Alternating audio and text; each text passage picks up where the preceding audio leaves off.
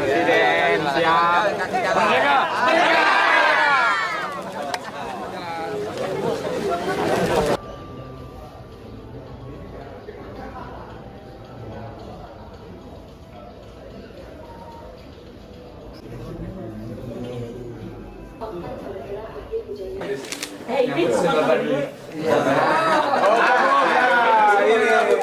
Sebenarnya beberapa waktu lalu saya kunjungan ke Baduy, masuk ke Baduy Dalam.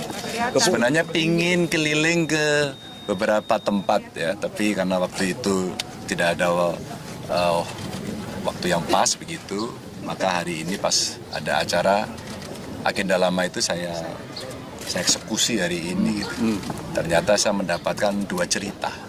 Cerita pertama tentang Museum Multatuli ini, Douwe Dekker, Setiabudi, nah, sebutannya banyak sekali, tapi itu substansi dari museum.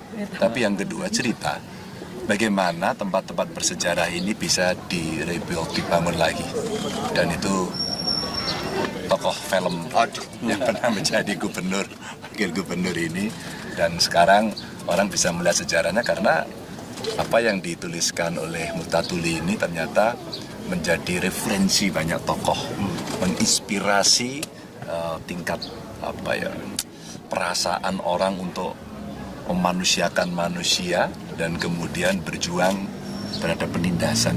Itu sesuatu yang luar biasa ya. Karena inspirasinya era Kartini aja terinspirasi Douwe Dekker ini. Bung Karno terinspirasi.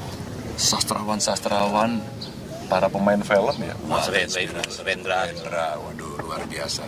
Itulah kemudian alhamdulillah pada sore ini bisa datang di antara kawan-kawan, dijelaskan tadi dengan sangat bagus. Kemudian generasi muda kita paham gitu ya. Itu. Pak, hal yang paling menarik Pak di Museum Multatuli apa Pak? Kita kan ketahui sebagai museum anti kolonial pertama di Indonesia Pak. Ya tentu saja yang menyebarkan menyebarkan nilai-nilai pemberontakan itu dari mereka. Ya tentu banyak pahlawan kita yang melawan Belanda pada saat itu. Tapi ini orang Belanda yang menyampaikan kepada rajanya ya, dengan tulisan tadi ya, yang sangat bagus sekali. Apa raja yang kamu inginkan dari penjajahan ini? Sampai kapan kira-kira itu? Wah itu dalam. Dan yang hebat adalah beliau sastrawan. Sehingga dituliskan dalam novel percintaan yang itu jauh lebih halus. Sehingga secara linguistiknya kan bisa diterima orang membaca ini. Ini kisah percintaan tapi di dalamnya ada pemberontakan dan nilai-nilai kemanusiaan yang diangkat tinggi-tinggi gitu. Jadi kita belajarlah dari situ. Artinya kalau kita berjalan sudah keluar rel, mestinya punya self control untuk kembali ke dalam rel itu. Kalau tidak nanti kontrol orang lain kan begitu. Nah ini kontrol-kontrol yang luar biasa yang antara lain dari dalam pun orang bisa mengontrol. Nah itulah si Max Havelaar, Douwe Dekker, Multatuli, Setiabudi dengan nama banyak sekali gitu. Pak, ini baru pertama kali Museum Multatuli atau? Iya, pertama. Nah, setelah melihat tadi koleksi museum seperti apa? Bagus ya, setidaknya sudah direnov. Anak-anak muda generasi sekarang mungkin bisa melihat dengan cara gampang, visualnya secara gampang ya. Tentu saja dibutuhkan kontribusi yang jauh lebih menarik. Siapa tahu nanti ada putra-putra daerah atau siapapun yang peduli akan bisa membuat hologram di situ. Siapapun mungkin akan bisa membuat satu cara dengan digital, orang bisa berinteraksi untuk research ya. Dan saya tadi melihat banyak sekali buku-buku yang ada, menurut saya perlu diterjemahkan.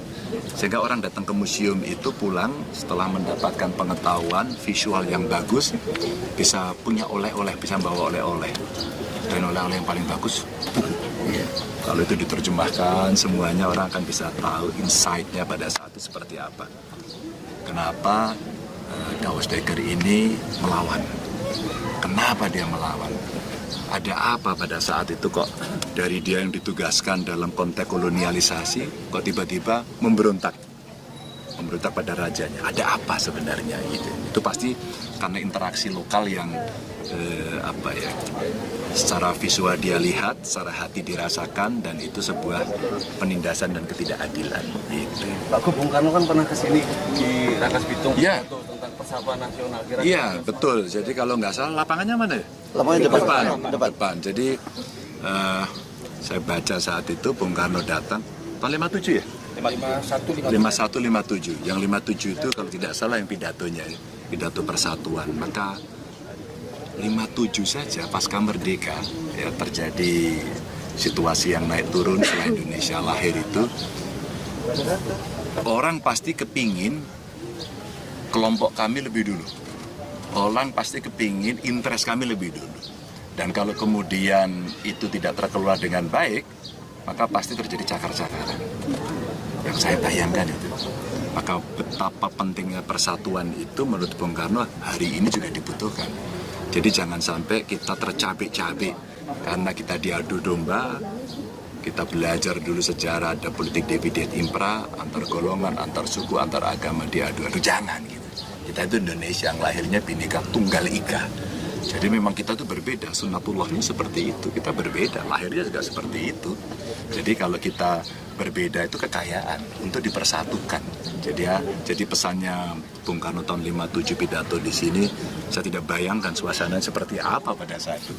Pasti menggelegar dan orang terbakar untuk kemudian sadar gitu. Berarti ini napak tilas juga ya Pak? Ya saya belajar, masa saya napak tilas itu. Saya belajar dari Bung Karno bagaimana beliau tidak hanya ke tempat ini, bahkan zaman dulu sebelum merdeka sudah masuk ke Baduy Dalam ya. Belum merdeka kan ya? Belum. Iya. Ya. Jadi Bung Karno sudah jalan. Sudah merdeka atau sebelum ya? Sudah merdeka ya. Jadi artinya pada saat itu Bung Karno berjalan ke sudut-sudut Indonesia yang mungkin orang tidak banyak menjangkau itu.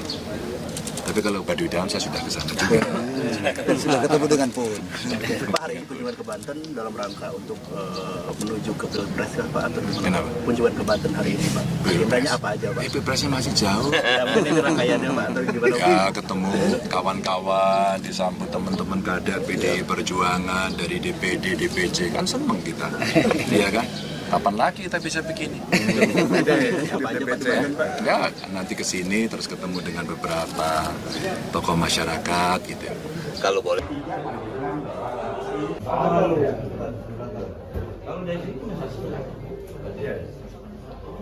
Saya kemudian masih terjawab, mereka masih di sini, ini kantor bupati, kantornya bapak, dari negara mau.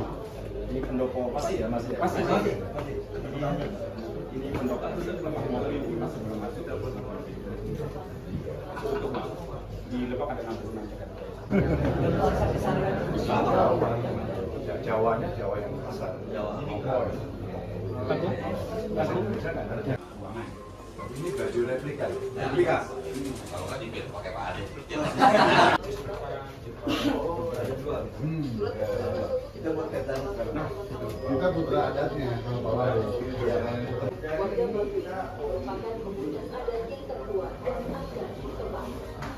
Keberadaan kan